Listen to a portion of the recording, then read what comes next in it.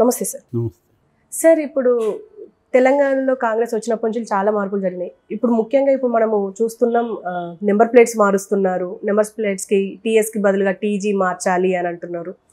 అలాగే తెలంగాణ తెలుగు తల్లి విగ్రహం అది కూడా మారుస్తున్నారు. అంటే దీన్ని అంతటిని మనం ఎలా చూడొచ్చు అంటారు?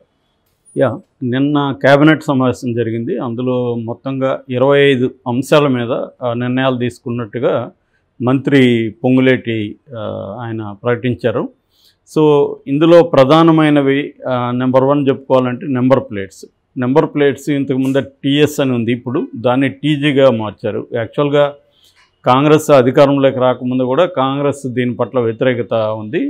తెలంగాణ అంటే టీజీ ఉండాలి, కానీ టీఎస్ అనేది టీఆర్ఎస్లో ఉంది కాబట్టి టీఎస్ దాన్ని పెట్టాడు కేసీఆర్ పార్టీ సింబల్ని. అది రాంగ్ అని వాళ్ళు ఎప్పటి నుంచో అంటున్నారు, మేము వస్తే మారుస్తామంటున్నారు. సో ఇప్పుడు అది మార్చారు. ఇంకొక వెర్షన్ ఏంటంటే కేసీఆర్కి వాస్తు పిచ్చి కాబట్టి వాస్తుపరంగా టీజీ బాగాలేదని. నిజానికి టీజీ అనేదానికి సెంట్రల్ గవర్నమెంట్ ఎప్పుడో పర్మిషన్ ఇచ్చింది, కానీ అది బాగాలేదని చెప్పి మళ్ళీ విజ్ఞప్తి చేసి టీఎస్గా కేసీఆర్ మార్పించాడు. సో ఇది మేజర్. తెలంగాణ వచ్చిన తర్వాత టీఎస్ ఉంది. ఇప్పటికి కూడా తెలంగాణలో రిజిస్టర్ అయిన వెహికల్స్కి ఏపీనే చాలా వాటికి అలాగే కూడా ఉంచేశారు. ఎందుకంటే 10 ఏళ్ల పాటు ఇక్కడ రాజధాని ఉండొచ్చు కాబట్టి ఏపీ ఉన్నా కూడా పర్వాలేదని 10 ఏళ్ళ వరకు ఉండొచ్చు అనేది కూడా పెట్టారు.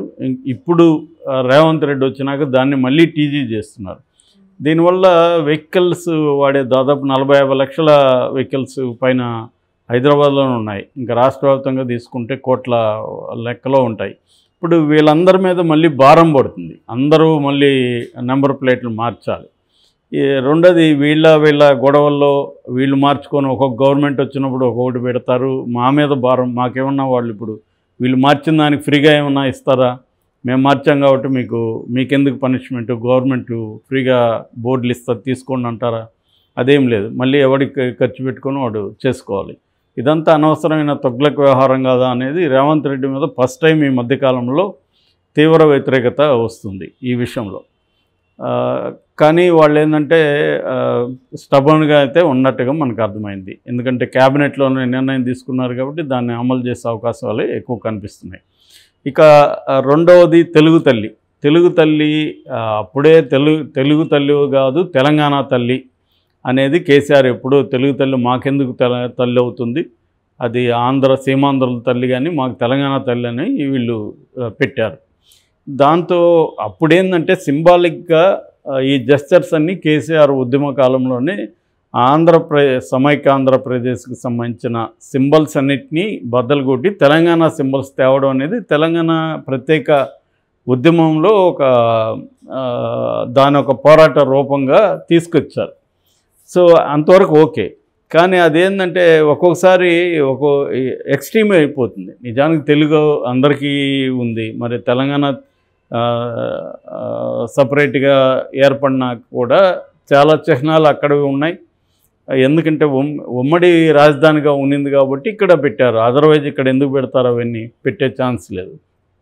కానీ ఇప్పుడు ఇతను వచ్చినాక, రేవంత్ రెడ్డి వచ్చినాక దాన్ని కూడా మారుస్తున్నారు. దాని మీద కూడా రకరకాల కామెంట్లు వినిపిస్తున్నాయి. ఇది తెలంగాణ తల్లి అంటే ఎవరి ఫేస్ ఉండాలి అనేది ఒక పెద్ద చర్చ. అదేమో కొంతమంది రేణుకా చౌదరి ఫేస్ లాగా ఉందని చెప్తున్నారు. సో అంతకుముందు కూడా విమర్శలు వచ్చాయి. రామారావు పీరియడ్లో ట్యాంక్ బండ్లో పెట్టినప్పుడు వేమన్ దగ్గర నుంచి అందరి ఫేసుల్లో కూడా రామారావు కనబడుతున్నాడు. అంటే రామారావు ఆ గెటప్పుల్లో ఆయన ఎలా ఉండేవాడో అలా చేశారు.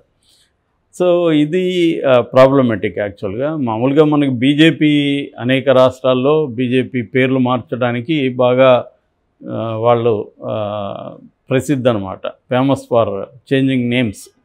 అంటే వాళ్ళు ఏంటంటే రియల్ లైఫ్లో చేంజెస్ మీద ఫోకస్ పెట్టకుండా ఇవన్నీ పెరిపెరల్, దీనివల్ల ఏమి ప్రజలకి దైనందిన జీవితంలో ఒరిగేదేం లేదు, కానీ దానివల్ల ఎమోషనల్గా ఆర్గనైజ్ చేయడానికి ప్రజల్ని బీజేపీ వాడే టెక్నిక్స్లో అదొకటి.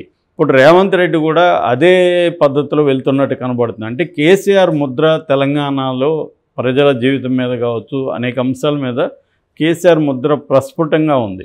దాన్ని తుడిచేయాలన్నది రేవంత్ రెడ్డి వ్యూహంగా కనిపిస్తుంది. ఆ ముద్రని మెల్లమెల్లగా తుడిచేయాలి. ఫస్ట్ ఏమో నెగిటివ్ అంశాల మీద ఫోకస్ చేశారు. అంటే ప్రగతి భవన్ దాని పేరు మార్చడం. నిజానికి ప్రగతి భవన్ అనే పేర్లు ఏమీ బ్యాడ్ ఏం లేదు, ప్రోగ్రెసివ్ అనే ఎలిమెంట్ తప్ప. కానీ పేరు మార్చడం ద్వారా దాన్ని సింబాలిక్గా రేవంత్ రెడ్డి కేసీఆర్ని దెబ్బకొట్టడం అనేది ప్రధానంగా కనబడుతుంది. అంతేగాని దాంట్లో ఏమీ ఒక రాడికల్ చేంజ్ ఏమీ లేదు అక్కడ. రెండవది, ఎందుకంటే మళ్ళీ అక్కడ అదేమి కంప్లీట్ పీపుల్స్ భవన్ అని, ప్రజాభవన్ అని పేరు పెట్టారు, కానీ మళ్ళీ డిప్యూటీ సీఎం ఎందుకు వెళ్ళాడు అక్కడికి? సో కేసీఆర్ బదులు ఇప్పుడు డిప్యూటీ సీఎం ఉన్నాడు, అంతే తేడా.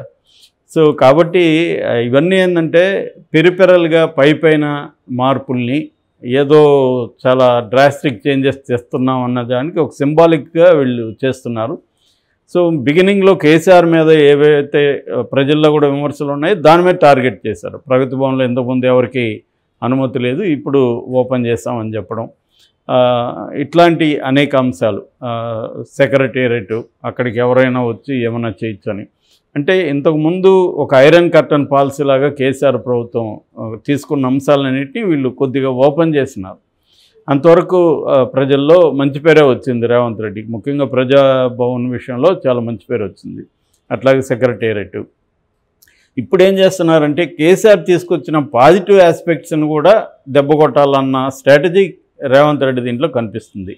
అంటే కాళేశ్వరం వల్ల వాటర్ తీసుకురాగలిగారు, దాంట్లో అవినీతి ఉందా లేదనేది పక్కన పెడితే వాటర్ తీసుకురాగలిగారు. అట్లాగే అంతకుముందు అంధకారంలో ఉంటుంది తెలంగాణ అని కిరణ్ కుమార్ రెడ్డి చెప్పారు, అందులో కొంత వాస్తవం కూడా ఉంది. ఎందుకంటే ప్రొడక్షన్ అంతా కూడా ఎలక్ట్రిసిటీ ప్రొడక్షన్ ఆంధ్రప్రదేశ్లో ఉన్నది, ఇక్కడ లేదు. దాన్నంతా కూడా కేసీఆర్ మార్చి బలమైన రంగంగా దాన్ని తీసుకొచ్చారు.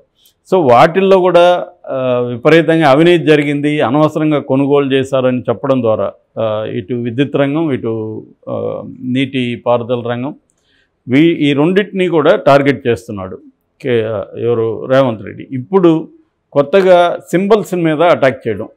సో కేసీఆర్ టీఎస్ తీసుకొచ్చాడు, అట్లాగే రాజముద్ర చిహ్నం, తెలంగాణ చిహ్నం, అది ఇతను మారుస్తున్నాడు ఇప్పుడు.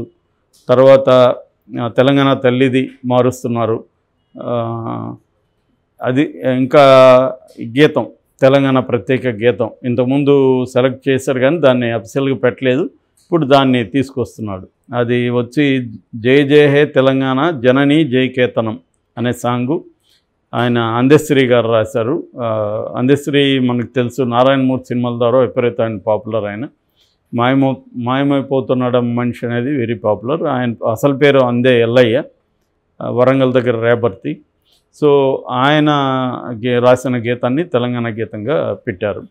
సో ఇందులో ఇంకొన్ని విషయాలైతే మంచివి కూడా ఉన్నాయి దీంట్లో. అంటే ముఖ్యంగా 500 రూపాయలకి గ్యాస్ సిలిండర్ ఒకటి, అది అమలు చేయబోతున్నట్టు నిన్న దానికి కూడా గ్రీన్ సిగ్నల్ ఇచ్చారు. అట్లాగే 200 యూనిట్ వరకు ఉచిత విద్యుత్.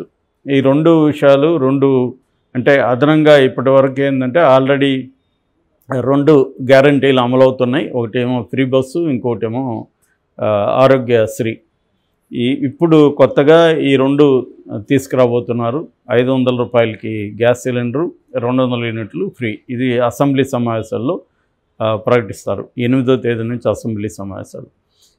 ఇవి కాకుండా హైకోర్టుకి 100 కోట్లు కేటాయింపులకు సంబంధించి కూడా తీర్మానం జరిగింది.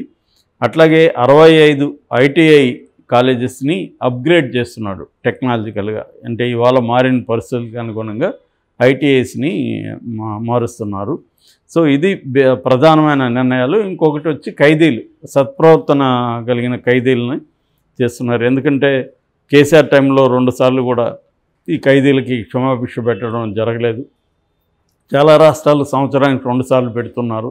కేసీఆర్ ఆ విషయం పెద్ద పట్టించుకోలేదు. దాన్ని వీళ్ళు ఇప్పుడు కాంగ్రెస్ పార్టీ దాన్ని అభినందించాల్సిన విషయమే. ఎందుకంటే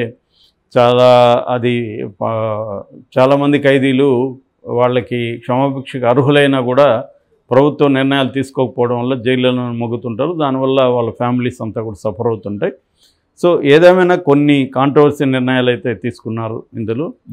మొదటిసారిగా తెలంగాణలో నెంబర్ ప్లేట్ల విషయంలో మాత్రం తీవ్ర వ్యతిరేకత వస్తుంది. మరి దాన్ని ఏమైనా వెనక్కి తీసుకుంటారా, మొండిగా ముందుకెళ్తారా, లేకపోతే ఆ నెంబర్ ప్లేట్లకు సంబంధించి ఖర్చుని వీళ్ళు ఏమైనా భరిస్తారా ఏందనేది ఇంకా తెలియదు.